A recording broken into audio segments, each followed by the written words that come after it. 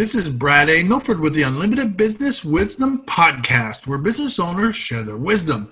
It's short and to the point because we respect people's time and because we know transforming possibility happens fast and it leads to lasting results. So let's get to it, right? Question number one. In a few sentences, Steve, tell me who you are and what you do.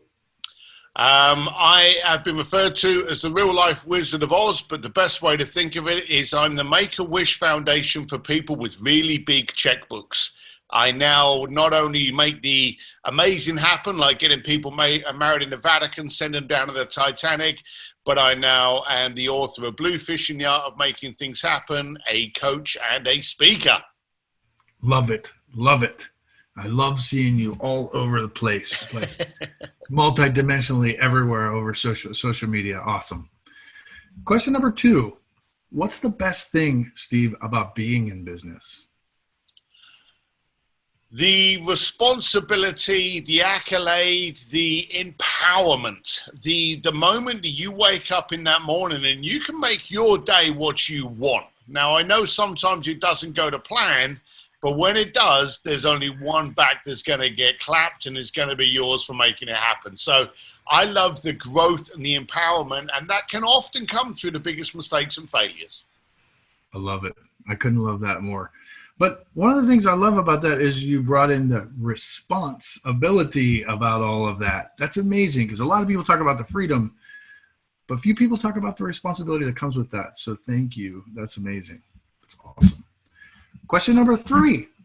We hear from other business owners, and I know for some people listening, even still during this time, especially in the digital space where everybody is right now, we're hearing from business owners they're getting so much business that the chaos sometimes causes overwhelm. Tell me your thoughts about that, Steve. Yeah, it's infrastructure. You know, the bottom line of it is you've got to be careful what you wish for. People wish for like 1,000 clients, but they don't care to pay attention to the fact that they can only give attention to detail to 10. So focus on the clients that you can handle, not the numbers. So that's the problem we got today. At the moment, everyone's going out there thinking, oh, I've got trouble with my business, I better go fishing. And they cast out a massive net to attract a lot of people that shouldn't actually be in that sandpit. So I know I'm mixing metaphors there, but try to refine who it is that you're solving. Try to refine who it is that you're trying to attract, and stick to your avatar. Don't spread your net too far and try and be someone that you will sooner or later become uncomfortable being. Love it. Absolutely love it. Deep knowledge. You're already dropping the wisdom, and we didn't get to question number 5 yet. I knew that would happen. Question number 4, Steve. What other successful business owners, like yourself, of course, should be on the Unlimited Wisdom podcast? Oh, well, that's an easy answer. Anyone that creates impact, anyone that actually makes a difference, anyone that does things and does things in their lane. So you got a lot of them out there. Juliet Tangent, Ed Parko, Manoj, Tamara Linan, otherwise known as Tammy Girl. There's a whole bunch of people. Brandon Strasser. I like to surround myself with architects of creative disruption. And if you can get out there and do things a little bit different, those are the people I want to hang around with. I love it. I love it. Great names. Some of those I've already reached out to, but architects of, you say creative destruction? Disruption. Disruption. I love it. I love it. Architects of creative disruption. Love it. Question number 5. Let's get to the crux of this. Let's get to the value that is said all over the place, or the wisdom, as I like to call it. Steve, what piece of wisdom would you share with other business owners today? It's going to come from probably the bluntest tool in the shed. That was my dad. Big lump of a fella, not the smartest, but definitely impactful. One day when I was a kid, for no reason whatsoever, he looked at me and he said, son, no one ever drowned by falling in the water. They drowned by staying there. And that was it. And ever since then, I've realized that I fall over, I scrape my knee, I go broke, I made bad decisions many, many times, but I can only fail if I stay there. Get up, educate yourself from it and move on, and it becomes a growing exercise. I love that. I'd like to probe just a little bit deeper because you're so humble, and I appreciate it about you. But you're also really great in the business space, and you connect with a lot of powerful people. So somebody just starting out, I know you talk about learning from your failures a lot and stuff, but what kind of advice would you give someone just starting out? And then I want to move to someone more advanced. What kind of advice would you give to someone that's, say, a larger, like 1 to 5 million range? All right. So the person starting out, forget about the stupidity of branding. Okay, stop trying to brand yourself. Don't give a crap about your website. You see, branding, you need to understand, is what people say about you when you've left the room, not what you say about you. You can try and translate a message that is easy for them to continue with and to pass on, but branding, you are not in control of it. So forget trying to brand yourself, okay? Focus on what is it you do, and what do you solve, and who do you need to find that you are a solution to that problem to? In the early stages, focus on that. They'll brand you. They'll talk about how good you did. They'll talk about how fast you did it, how superior you did it. They will do the branding for you. I have never branded myself in my life.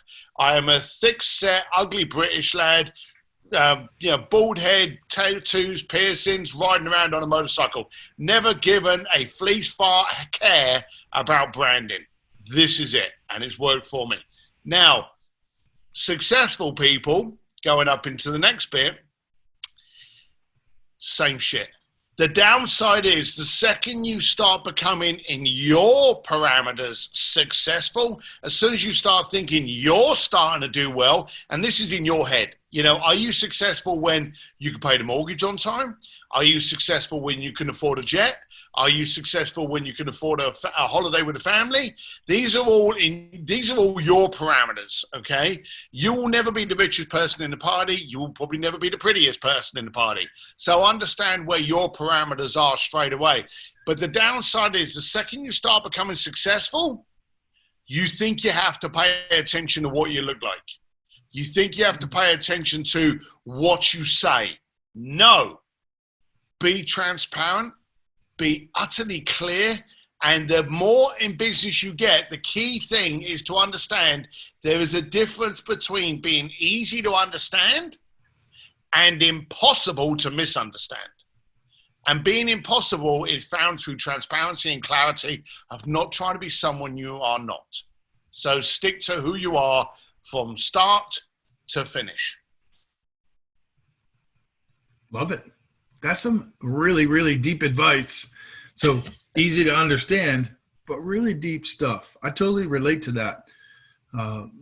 Years ago, I thought I had to be the smartest person in the world. So I used big words and all that kind of stuff. And eventually, hopefully, we find our way through that and speak so that people can understand. So what you're sharing is actually really deep, and it's really powerful, and it's great advice. I'm glad we've all been through it, and as entrepreneurs, it all happens to us. One day we suddenly wake up and we go, "Oh, for me to expand, I've got to start doing this." I actually bought a car. I ride motorcycles, have done since the age of 15 years old, but I got into so much doubt that people wouldn't take me seriously. Even though I was living in a penthouse in Geneva, I actually went out and bought a Ferrari, and I realized I bought this car, not for me, I bought it to impress you. Well, the dumb thing was I was already successful in business, so what was I doing? I had doubt, and entrepreneurs get hit with that doubt every now and then, and that doubt causes you to make stupid decisions. 100% with you. I don't have a car now, so I'm glad I got rid of it. 100% with you. The three thieves, I call them, are fear, doubt, and worry. Get to all of us at some point. Yeah. I love it. Let's switch gears, Steve, because I know you and I could talk about business forever. Let's switch, because we really live, like, we work to live, not live to work, right? Yep. Even though we love what we do, let's switch to something fun. What's the most fun vacation? You've done a lot of stuff, man. What's the most fun vacation you've ever had? Every morning. I like tidbits. You see, I've never understood the idea of you saving up all year to go away for 2 weeks and then going back. That doesn't make too sense to me. The ratio of fun to work does not make sense. 2 weeks of fun, a whole year of shit for that 2 weeks doesn't make sense. So literally after this podcast, I'm jumping on a motorcycle and I'm going down to Venice Beach with my entire family, and we're going to have tacos on the beach. Okay. Just that little escapism for an hour and a half is going to bring us all tight together. And then what do? We'll do it again next Monday, or we'll do it Sunday. So I'm a great believer in snippets. For me, I don't like traveling. I travel so much for work. I love to be at home. I love to wake up in the morning, have the dogs running around my yard, and for me to sit there with a cup of coffee. I don't like, no matter what hotel it is, I don't want to be in a fancy hotel for 2 weeks, because sooner or later you miss your radio stations, you miss your coffee, you miss your pillows, you know? I don't like all that stuff. So I don't mind going away for 2 or 3 days, tops, but then I want to get back home. So I'm a snippet vacationer. Love it. Snippet. That's new on me. So I love the new stuff, man. That's great. That's awesome. Love it. And I love what you said first, actually. Every morning. Every morning. That's how it is to be an entrepreneur who loves what you do. So I appreciate that you shared that. Thank you.